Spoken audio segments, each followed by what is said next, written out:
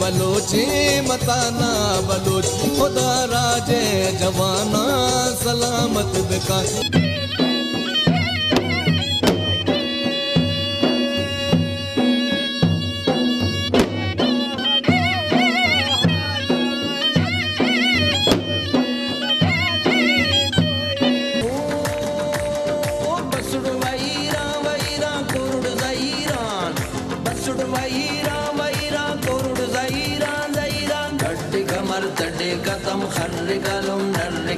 गड्डी कमर तड़े कतम खर्र कालुम नर्रे दा गड्डी कमर तड़े कतम खर्र कालुम नर्रे A happy Baloch Cultural Day. A happy Baloch Culture Day. Shamara Baloch Do Do Rabada Roach Mubarak Bibi. A happy Baloch Culture Day. Happy Baloch Culture Day. Shamara Baloch Dod O Rabadan. Roach Mubarak Bibit. Happy Baloch Culture Day from all of us at the U.S. Consulate General, Karachi. امروز دوم مارس روز فرهنگ بلوچ است. این روز در پاکستان، افغانستان، بحرین، عمان و بعضی کشورهای دیگر که اقلیت بلوچ دارند جشن گرفته می شود. اما در ایران حتی در تلویزیون محلی هم نامی از آن برده نمی شود، هرچند جشنواره‌های فرهنگی بلوچ ها در ایران با ممانعت روبرو نیست و پوشش رسانه‌ای هم می گیرد. برای صحبت بیشتر در این باره عبدالستار دوشکی، مدیر مرکز مطالعات بلوچستان در لندن اینجا در استودیو با ما هستن. آقای دوشکی، بیشتر بهمون بگید چرا دوم مارس به عنوان روز گرامی داشته فرهنگ بلوچ انتخاب شده؟ از تاریخچش قدری بهمون بگید. این تاریخچش خیلی طولانیه، برمیگرده به دوران در رابطه با ایران، دوران حتی قبل از انقلاب، و این روزی بود که بلوچ‌ها حتی در دورانی که در بخشی از هندوستان بودن قبل از تشکیل پاکستان همیشه، ولی به طور مشخص که به صورت رسمی و جهانی و ملی شده، این برمیگرده به حدود 10 سال پیش که واقعا رسمی شده و دولت‌های مثل دولت پاکستان یا دولت افغانستان کمک میکنن در این روز و امکانات رو در اختیار بلوچان میذارن. خود دولت‌ها هم اون رو قبول دارن که در کشور خودشون یک قومی به نام بلوچ وجود داره و اینها یک تاریخچه و یک فرهنگ بسیار غنی دارند که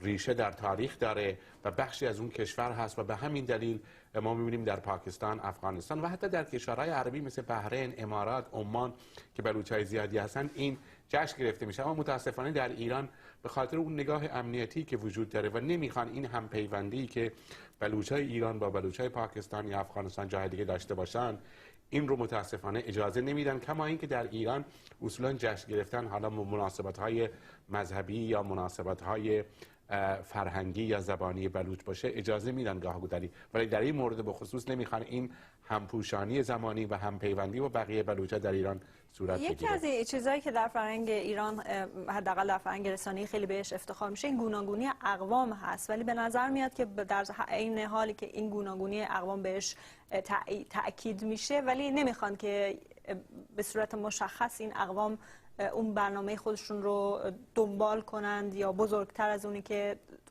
در خود رسانه یا دولت تصمیم گرفته شده براش برنامه‌ای بگذارند. بله، متاسفانه این برمیگرده به نگاه و اون به اصطلاح انحصارگرایی که دولت ایران متاسفانه داره و بقیه. من فقط مختص بلوچ‌ها یا مختص اقوام نیست.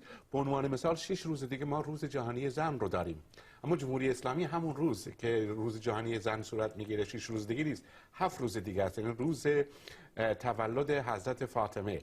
در نتیجه جمهوری اسلامی این چیزها رو عوض میکنه. در رابطه با مسئله اقوام به خصوص مسئله فرهنگی بلوچ هم به همین صورت هست. ببینید این مسئله فرهنگی بلوچ یک مسئله‌ای بود که به توسط تلویزیون وش، یک تلویزیون محلی هست در پاکستان شروع شد و ربطی به دولت پاکستان نداشت. اما دولت پاکستان دید که این مردم بلوچ از این استقبال میکنن و این رو بخش از فرهنگ خودشون میدن. الان دولت پاکستان اینقدر استقبال میکنه و امکانات قرار میده که بخشی از این بلوچ های به اصطلاح مخالف دولت میگن ما این جشن رو نمیگیریم به خاطر اینکه این جشن کاملا دولتی شده، در صورتی که جمهوری اسلامی هم میتونست همین کار رو بکنه. یعنی این امکانات رو در اختیار بلوچ‌ها قرار بده و اون نزدیکی رو که بین بلوچ و دولت به وجود باید بیاد به وجود میاد که متاسفانه. فکر میکنید پس این نگرانی امنیتی که دولت مشخصا داره چقدر واقعیه؟ واقعی نیست. گفتم که در پاکستان کاملا برعکس شده. این در پاکستان وقتی دولت کمک کرده این مردم و دولت پاکستان رو، کما اینکه در پاکستان بین مردم و دولت جنگ طولانی برقراره، اما این جشن باعث میشه که حداقل دولت و مردم در کنار همدیگه بیان.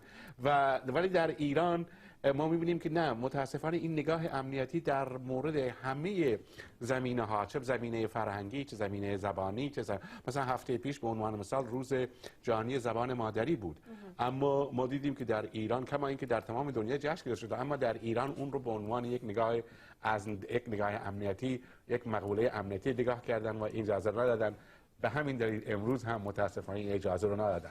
متشکرم از شما عبدالستار دوشکی، مدیر مرکز مطالعات بلوچستان در لندن، اینجا در استودیو با ما. माँ कहे माते वतन माते बलूचिस्तान में सुर मगे आका कना भूसा तवे ईमान में।